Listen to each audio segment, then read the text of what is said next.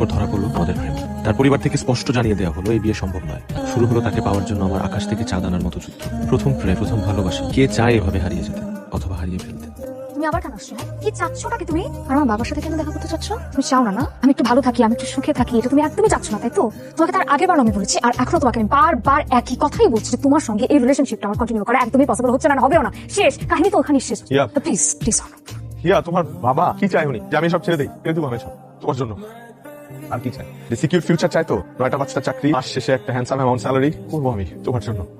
তাও প্লিজ হিয়া, তুমি আমাকে ছেড়ে যেও না প্লিজ। আমি তোকে ছাড়া বাঁচবো না।